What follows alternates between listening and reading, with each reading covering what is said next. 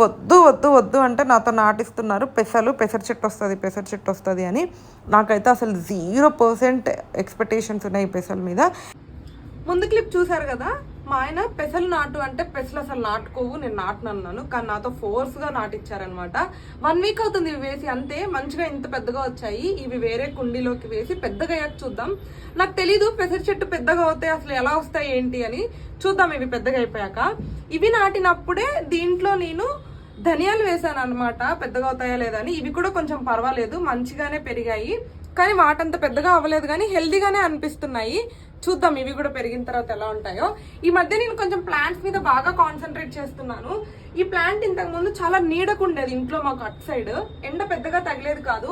అందుకని లీవ్స్ చూడండి ఎంత చిన్నగా ఉన్నాయో, చాలా చిన్నగా ఉండేవి. ఇప్పుడు తీసుకొచ్చి ఇక్కడ బాల్కనీలో పెట్టాము, ఇంత పెద్దగా వచ్చేసాయి.